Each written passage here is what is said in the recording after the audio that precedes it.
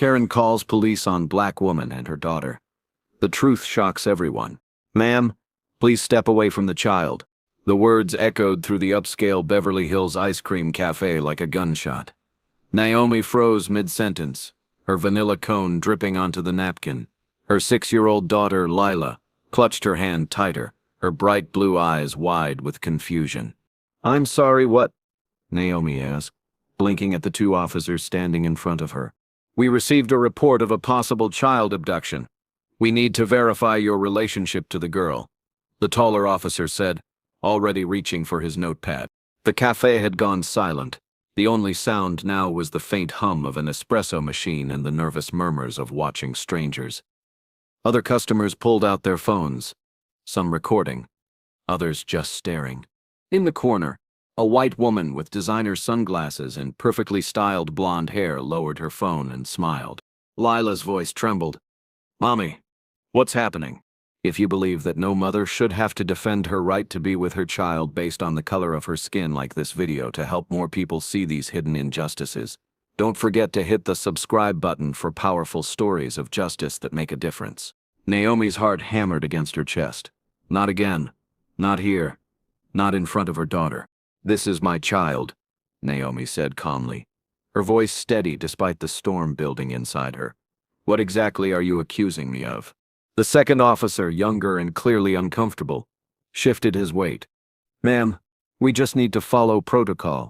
Someone called and said what? Naomi's eyes flashed. That a black woman couldn't possibly be the mother of a light-skinned child? The cafe seemed to hold its breath. "We're just doing our job," the first officer replied, but his tone had changed, uncertainty creeping in. Naomi knelt down to Lila's level, keeping her voice gentle. "Baby, remember what Mommy taught you? Sometimes people make mistakes about our family, but we know who we are." She stood back up, facing the officers with dignity that seemed to fill the entire space. "You want to verify our relationship?" Naomi pulled out her phone. "Call my husband, now." The officers exchanged glances. This wasn't going the way they expected. "Ma'am, if you could just show us some identification," the younger officer started. "I showed you my driver's license. I showed you Lila's school ID. What more do you want?" Naomi's patience was wearing thin, but she kept her voice controlled. 20 years of microaggressions had taught her to never give them a reason to escalate. From across the cafe, she could hear the woman who called the police talking loudly to another customer. "I'm telling you, something wasn't right. That child doesn't look anything like her.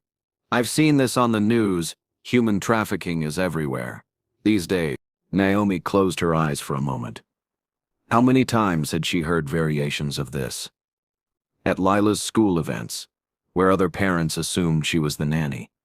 At the grocery store, where strangers asked if she was babysitting. Even at the pediatrician's office, where new staff questioned whether she had permission to make medical decisions.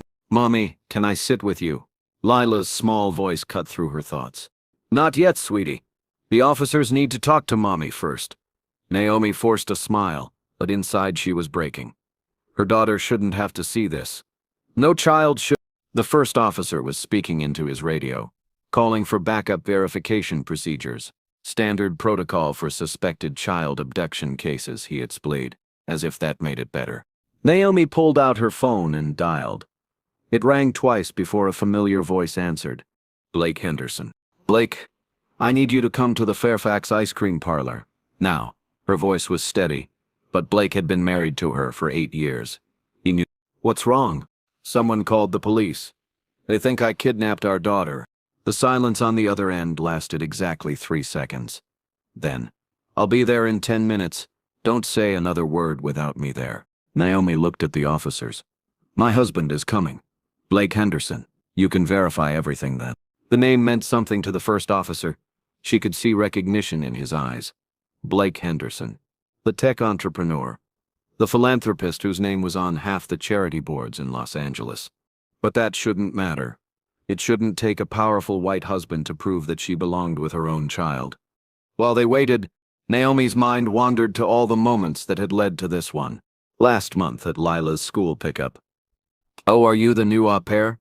the PTA president had asked, despite seeing Naomi at every single school event for 2 years. The time at the pediatrician when the receptionist insisted on calling Blake to confirm authorization for a routine checkup, even though Naomi's name was clearly listed as the primary contact. The grocery store incident where a security guard followed her and Lila through 3 aisles because someone thought it was suspicious that they didn't match. Each incident had chipped away at something inside her. Each time she'd explained calmly, shown identification, proven her right to exist in spaces with her own child.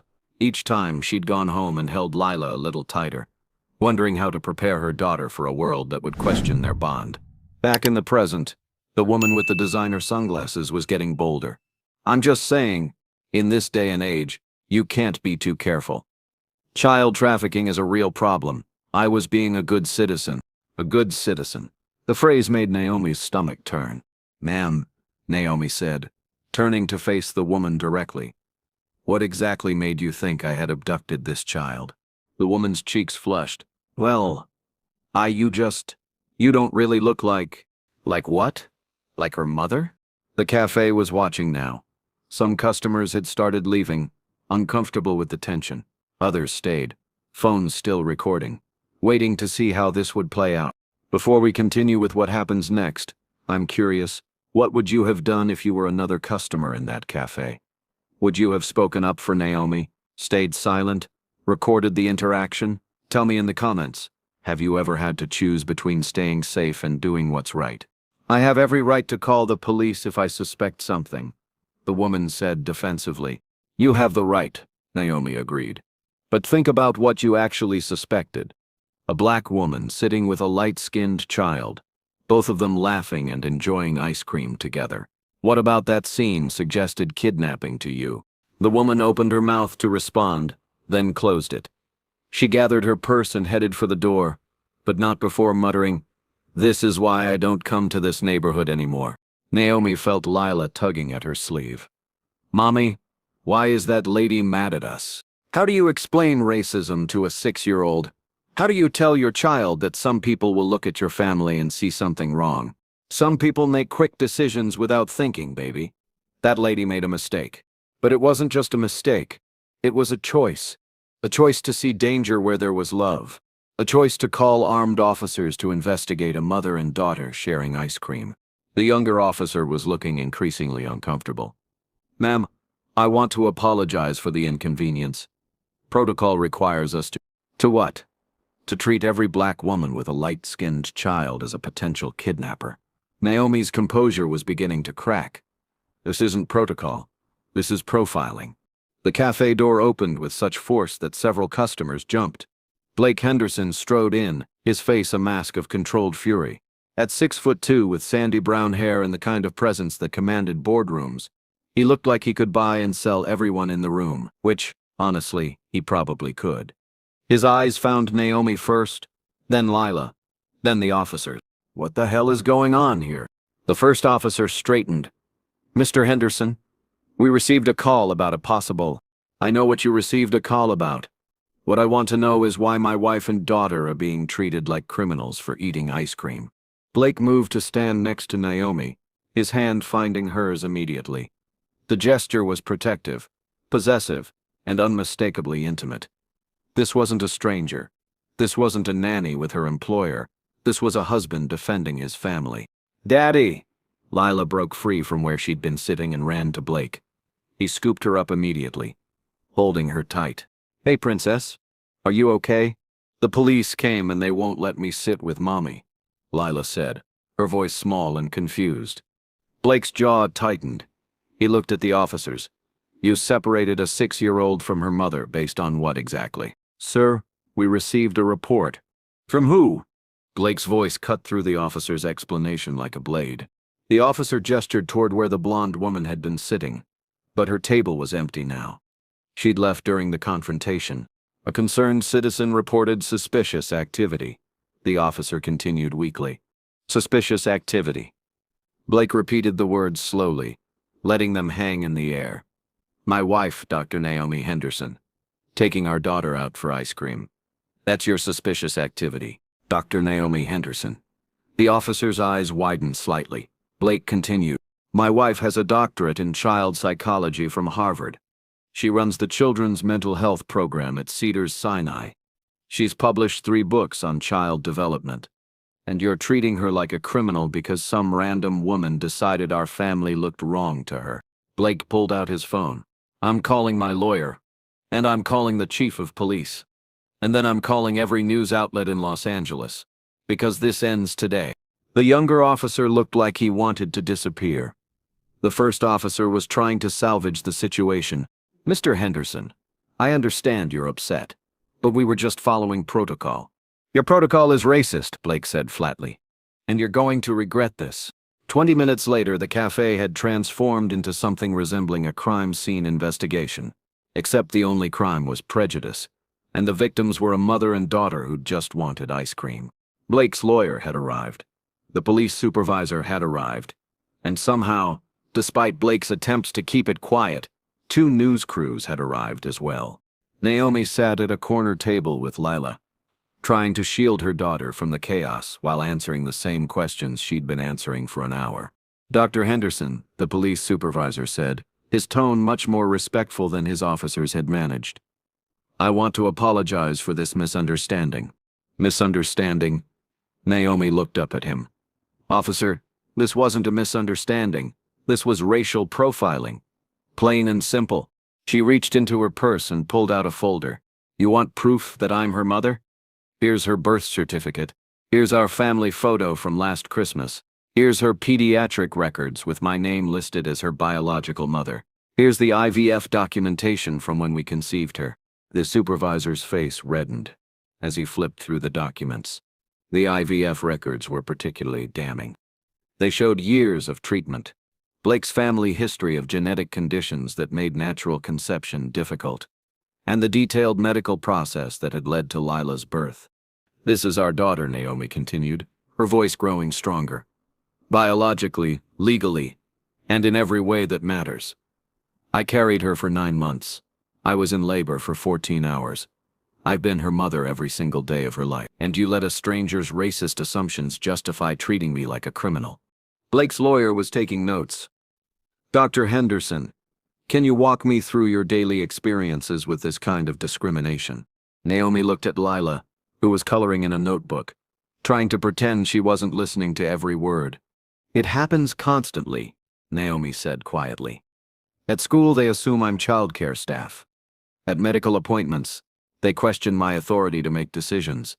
At the grocery store, people ask if I'm babysitting. At the park, other parents ask invasive questions about adoption, or ask to speak to her real parents. She paused, gathering her thoughts. I'm not a babysitter.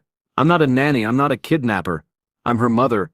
I have 3 degrees. I've dedicated my career to helping children. And I've never done anything to deserve being treated like this. But it happens because people look at us and decide we don't fit their idea of what a family should look like. The lawyer nodded. And today? Today, someone decided that a black woman couldn't possibly be the mother of a light-skinned child. They called armed police officers to investigate me for kidnapping my own daughter. They traumatized a 6-year-old girl and humiliated her mother in public, all because they couldn't imagine that families come in different shades. Blake's hand found hers again. The woman who called this in needs to be held accountable. The police supervisor shifted uncomfortably. We're looking into that, but the caller has rights too. The caller, Blake interrupted, falsely accused my wife of a felony based on race. That's not exercising rights. That's harassment. Naomi stood up, her composure returning. I want this investigated. I want accountability, and I want assurance that no other family goes through this. She looked around the cafe at the news cameras, at the other customers still watching. Because this isn't just about us. This is about every multiracial family. Every adoptive family. Every family that doesn't look like what people expect. We have the right to exist in public without justifying our relationships to strangers. The video went viral within hours. Not just the police confrontation. Someone had recorded the entire interaction, from the initial accusation, to Blake's arrival, to Naomi's powerful statement about family and prejudice. By evening, See Us Clearly was trending on every social media platform. The woman who'd made the call was identified within hours. Marjorie Wellington, 52, marketing executive, resident of Beverly Hills. Her LinkedIn profile disappeared. Her company's phone lines were flooded. By the next morning, she'd been placed on administrative leave. But Naomi wasn't focused on revenge. She was focused on healing. "How are you doing, baby?" she asked Lila as they sat in their kitchen the next morning, scrolling through supportive messages from around the world. "I'm okay, Mommy, but I don't understand why that lady was so mean." Naomi pulled Lila into her lap. "Sometimes people make judgments based on how things look instead of how things really are. That lady saw us together and made assumptions. Because you're brown and I'm not?" The directness of children always took Naomi's breath away. "Yes, sweetheart. Because of that." "That's silly," Lila said matter-of-factly. "You're still my mommy." "I am. Always." Blake walked into the kitchen with his laptop. "The interview requests are getting crazy. CNN, Good Morning America, The Today Show. Everyone wants to talk to you." Naomi considered this. She'd spent 6 years trying to fly under the radar, trying not to make waves, trying to prove she belonged in every space she entered. Maybe it was time for a different approach. "Set up one interview," she said finally. "Something prime time, something that will reach people." 3 days later, Naomi sat across from a national news anchor, Lila sleeping peacefully at home, while Blake watched from the green room. "Dr. Henderson, tell us what happened at that cafe." "What happened," Naomi said, looking directly into the camera, "was that someone looked at my family and decided we didn't make sense to them. They saw a black woman with a light-skinned child and jumped to the worst possible conclusion." "How did that make you feel?" "Tired," Naomi said honestly. "I'm tired of proving that I belong with my own daughter. I'm tired of carrying documentation to verify our relationship. I'm tired of having conversations with my 6-year-old about why strangers question whether I'm her mother." The anchor leaned forward. "What would you say to Marjorie Wellington if she were watching tonight?" Naomi was quiet for a moment. "I'd say that her call to police traumatized a child and humiliated a family for no reason other than her own discomfort with how we look together. I'd say that being a concerned citizen doesn't mean policing families who don't match your expectations." She paused. "But I'd also say that she has an opportunity now. An opportunity to learn, to grow, to think about the impact of her actions. We all have biases. The question is whether we're willing to examine them and do better." The interview clip was viewed over 10 million times in the first 20. 6 months later, Naomi stood in front of a room full of social workers, teachers and family advocates at the grand opening of the See Us Clearly Family Resource Center. "Families come in all combinations," she told the crowd. "Same race, different races. Biological, adopted, fostered, blended. What makes a family isn't how we look together, it's how we love together." The Resource Center, funded by a combination of Blake's Foundation and donations that had poured in after the ice cream incident, provided support for multiracial families, training for educators and service providers, and advocacy for children who face discrimination. Lila, now 7, cut the ribbon with oversized scissors, grinning for the cameras. Later, as they drove home, Lila asked, "Mommy, are you famous now?" Naomi laughed. "Not famous, baby. Just someone who spoke up." "Will you keep speaking up?" "As long as I need to." That evening, Blake found Naomi in their home office, working on her next book. This one wasn't about child psychology. It was about family, identity, and the courage to exist authentically in a world that often demanded explanation. "How's the writing going?" he asked, wrapping his arms around her from behind. "Good. Different. Important." He read over her shoulder. "The world looked at us and saw a puzzle that didn't fit together. They couldn't imagine that love comes in different shades, that families are built with hearts rather than matching DNA, that belonging doesn't require resemblance. But we knew who we were, we always knew." "I love it," Blake said. "I love our life," Naomi replied. "All of it. Even the hard parts." 3 years later, Naomi received the National Civil Rights Award for her work with multiracial families. In her acceptance speech, she said, "That day in the ice cream shop, someone tried to separate me from my daughter based on how we looked together. What they didn't realize was that love doesn't come with a color chart. Family doesn't require matching pigment, and belonging is something you carry inside yourself, not something others grant you permission to feel." She looked out at the audience, hundreds of people from all kinds of families. To every parent who's been questioned, every child who's been confused, every family that's been told you don't match, you belong. You are enough. You are family. And no one gets to decide that but you. The standing ovation lasted 5 minutes. Later that night, as Naomi tucked 10-year-old Lila into bed, her daughter asked, "Mommy, do you ever think about that day at the ice cream place?" "Sometimes," Naomi admitted. "I'm glad it happened," Lila said. "Really? Why?" "Because now other kids like us know they're not alone. And their mommies know they're not alone either." Naomi kissed her daughter's forehead. "You're pretty wise for 10 years old." "I get it from my mom," Lila said with a sleepy smile. As Naomi turned off the lights, she thought about that terrifying day 3 years ago. The humiliation, the fear, the anger, but also the strength she'd found, the voice she'd discovered, the change she'd helped create. The world had tried to judge a mother by her skin color and found her lacking. But the truth had made history, and it was just the beginning. Sometimes the most important battles are fought not with fists or weapons, but with dignity, grace, and the unshakable knowledge of who you are. Sometimes the greatest victories come from simply refusing to be diminished by others' inability to see your worth. And sometimes standing up for your right to exist changes the world for everyone who comes after you. If Naomi's story touched your heart, share this video with someone who needs to see how racial profiling affects real families every day. Like this video and subscribe for more heartwarming stories of justice.